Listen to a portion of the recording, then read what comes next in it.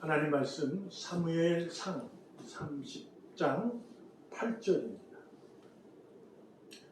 사무엘상 30장 8절. 다윗이 여호와께 묻자와 이르되 내가 이 군대를 추격하면 따라잡겠나이까 하니 여호와께서 그에게 대답하시되 그를 쫓아가라. 네가 반드시 따라잡고 도로 찾으리라. 아멘. 지금까지 은혜로다.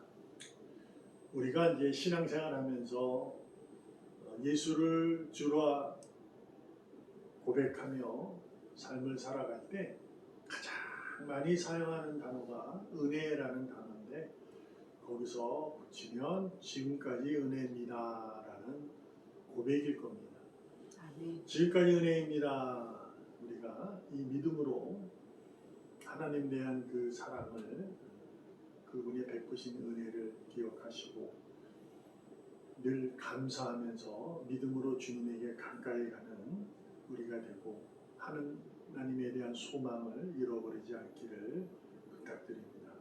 세상에 의해서 흔들리고 또한 환경에 의해서 마음이 좀 비좁아질지라도 소망을 잃어버리지 않고 하나님의 믿음을 더욱더 강건히 하려고 애쓰고 노력하는 여러분과 제가 되길 바랍니다. 아멘.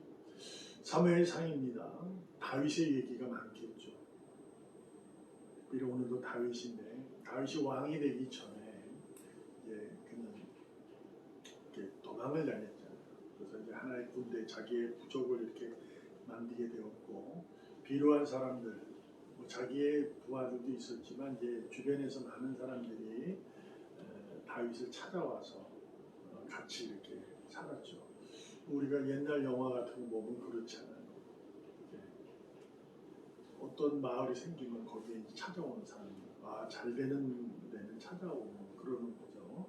근데 거기 찾아온 분들, 이제 사람들이 좀 비류한 사람들도 있게 됩니다. 비류하다는 것은 이제 약간 거칠고 그런 사람들을 얘기할 수 있죠.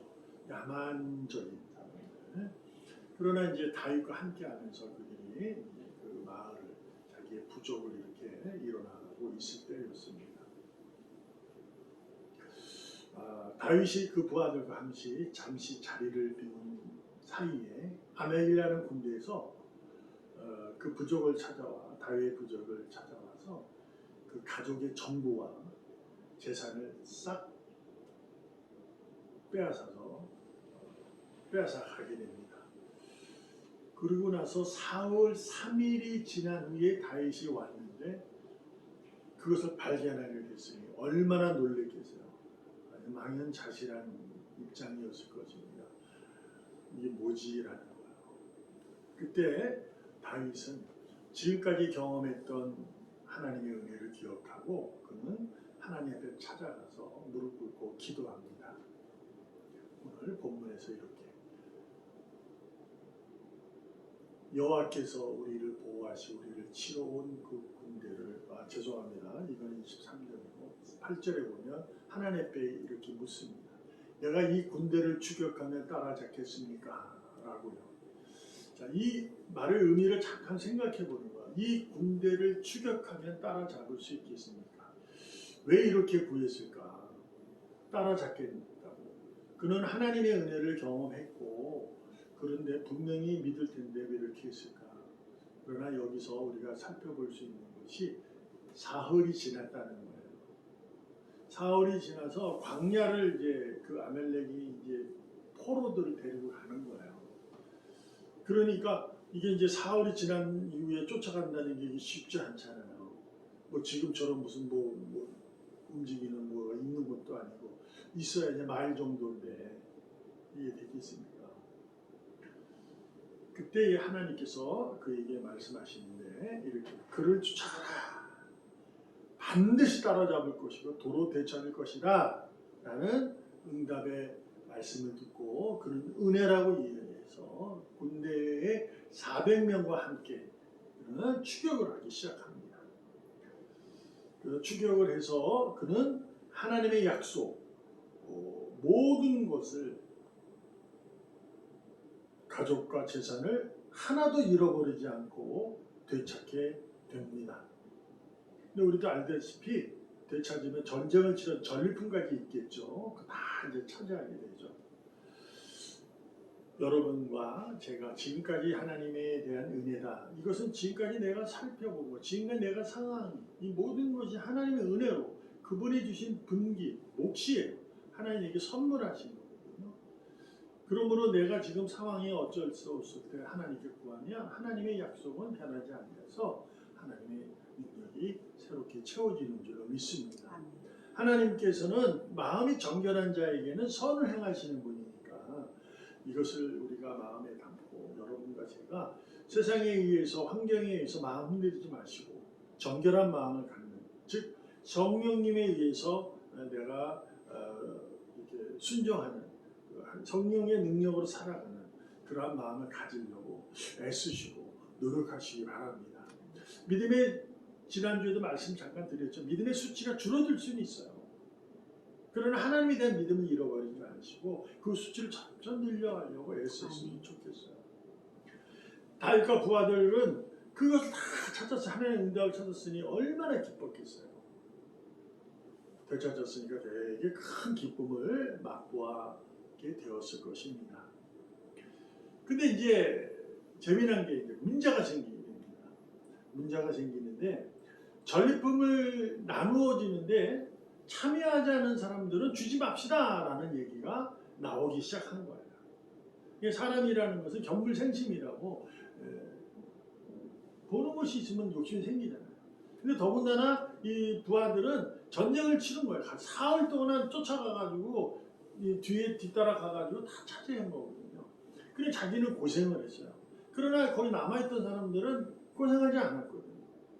그런 욕심에 의해서 그 사람들이 아니라 우리 전쟁에 참여한 우리만 주세요. 이렇게 얘기하는 거죠. 나눠 가집시다 이렇게. 말씀드렸다시피 다윗의 무리들이 찾아왔을 때 그 싸우던 사람들 비류한 사람들 거칠고 야만적인 사람들이에요. 그런 얘기를 할 수 있는 거예요.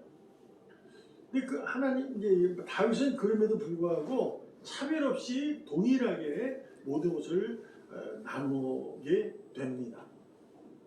23절에 보면 다윗이 이제 그들에게 이렇게 하나님께서 우리를 보호하시고 우리를 치러 온 그 군대를 우리 손에 넘겼다. 그가 우리에게 주신 걸 너희가 이같이 못한다. 이거 무슨 얘기냐? 너희들은 너희가 전쟁을 치러 쫓아가서 그들에게 모든 걸 찾았다고 생각하지만 이거 하나님의 약속에 의해서 하나님께 하신 일이다. 이렇게 얘기를 하는 거예요. 이같이 못하면 그러면 안 돼. 라고 하면서 24절에 가서 이 일에 누가 너희에게 듣겠느냐? 전장에 내려갔던 자의 분깃, 소유물 곁에 머물렀던 자의 분깃이 동일하니 같이 분배할 것이다. 이 말을 우리가 조용히 잘 들으셔야 돼요. 분깃이라는 말은 이제 몫이에요. 하나님이 주신 선물. 그러니까 전장에 참여했던 너희들이나 그냥 곁에 있었던 소음을 곁에 머물렀던 그들이나 동일하다는 거예요. 그러니까 하나님이 다 찾아서 주는 것은 동일하다. 같이 분배할 것이다. 이렇게 다윗이 얘기를 합니다. 결정적으로 무슨 얘기입니까? 하나님이 하셨다는 얘기예요. 나와 너희들의 용기와 힘든 수고와 헌신이 있어서 이루어진 것은 맞지만 하나님께서 그 일을 약속하셨고 그분께서 허락하셨고 승리하게 하신 것이다 라는 얘기죠. 자, 그러면 우리가 한번 막연하게 생각해보지 않고 세 가지로 한번 생각해 보세요. 첫 번째가 뭐냐면 말씀드렸다시피 사흘이 지난 거예요. 3일이 지났으니까 그들이 어디로 갔는지도 알지 못해요. 광야라는 곳이 뭐 그냥 길이 있어서 된 거죠. 지금처럼 무슨 길이 이렇게 정해서 돌아가는 퇴로선이 있거나 이러지 않은 거예요. 이렇게 있는 거예요. 근데 우리가 누가 생각나냐면 아브라함이 생각나는 거죠. 아브라함을 갈 바를 모르지만 하나님이 정하시면 약속한 대로 그냥 순종하고 가는 거예요. 갈 바를 몰랐지만 그들을 추격하게 되었다는 거죠. 이거 뭐 다윗과 그 용사들의 가진 능력이 아니라 하나님이 하신 거예요. 두 번째는 뭐냐면 400명으로 아멜렉 군대를 하고 싸워서 이겼다는 거야. 이게 무리스거든요. 무리스를 둔 거예요. 근데도 400명으로 전쟁에 승리할 수 있었다라는 것은 자신들의 능력이 물론 출중에서도 있지만 옛날 전쟁 싸움은 숫자 싸움이거든요. 그러니까 이것은 하나님이 하셨다. 세 번째는 뭐냐면 사울이 지났지 않았다 말씀드려요. 광야를 포로를 끌고 가게 되면 알잖아요. 그 끌려갈 때 전쟁의 포로들은 포송하고 그 끌려가면서 걷고 이러다 보면 가다가 지쳐서 죽는 사람도 생겨요. 즉 가족이라는 것에 있을 때 어른만 잡아간 게 아니잖아요. 애들, 노인도 잡아갔을 거예요. 그럼에도 불구하고 한 명도 잃어버리지 않아요. 이게 기적 같은 일이에요. 도로 되찾았다. 하나님의 약속이 뭐라고 하냐면 반드시 따라잡고 도로 찾을 것이다. 도로 찾는다는 얘기는 그대로 가져온다는 거예요. 하나도 잃어버리지 않는다라는 약속이에요. 이것이 바로 기적 같은 일, 하나님이 하셨다는 증거임을 알 수 있는 거예요. 그러므로 지금까지 은혜다라는 것이 바로 하나님께서 지금까지 우리를 살펴주셔서 분깃을 동일하게 다 주신 거예요. 누가 적고 크고 많고의 문제는 정도의 그 차이는 있을 수 있지만 하나님께서는 지금도 나를 이 자리에, 이 상황에서도 불구하고 나에게 몫을 주시고 내가 감당할 몫이 있고 내가 가질 몫이 있다는 것을 하나님은 베풀고 계셨다는 것을 잊지 마시기 바랍니다. 생각해보면 지금의 2021년 오늘 이 시간까지 내가 걸어올 수 있었고 주님을 바라볼 수 있었던 것은 은혜 아닙니까? 여기에는 수많은 일들이 있었을 거예요. 믿음의 수치를 잃어버릴 수 있는 상황도 있을 수 있고 세상의 어려움을 겪으면서도 내가 살아온 적 있어요. 그럼에도 불구하고 오늘도 주님을 기억하고 주님의 말씀을 듣고 있다는 이 사실은 놀라운 기적 같은 일이거든요. 삶에는 믿음과 갈등하는 부분이 생기게 됩니다. 근데도 우리가 불과 지금까지 은혜입니다라고 고백할 수 있다면 딱 한 가지입니다. 히브리서 10장 23절에 보면 또 약속하신 이는 믿으시니 우리가 믿는 도리의 소망을 움직이지 말며 굳게 잡아라. 이런 거죠. 믿으시다는 말은 말씀드렸듯이 신실하다, 변하지 않는다는 의미라고 의미를 갖고 있다고 그랬어요. 그러니까 하나님의 약속은 변함이 없다. 그러니 여러분과 제가 삶 속에서 믿음의 삶과 갈등을 겪을 적에 지금까지 온 것은 은혜입니다라고 고백할 수 있었던 것은 지금까지 오면서 갈등 순간에도 내가 이 자리에 있었다는 사실. 여기에는 놀라움이 있는 거 아니에요? 그러니 뭐라고 히브리서 바울이 얘기하냐. 그러므로 내가 지금까지 은혜라고 고백한다면 믿는 도리, 믿음의 도는 하나님에 대한 소망을 헛되하지 말아라. 잃어버리지 말아라. 굳게 잡아라. 라고 권면하고 있어요. 오늘도 나에게 하나님은 분깃을 주신 줄로 믿습니다. 오늘도 내가 그분에 의해서 은혜에 따라 이 삶이 영이 되고 있음을 믿습니다. 그러니 감사하면서 오늘도 내 한 발자국, 내미는 발걸음이나 손길 속에서 주님의 영광이 드러날 수 있는, 은혜의 삶이 드러날 수 있는 여러분과 제가 되길 바랍니다. 하나님에 대한 소망을 잃어버리지 않은 자의 모습으로 정말 신실한 모습을 지켜내시고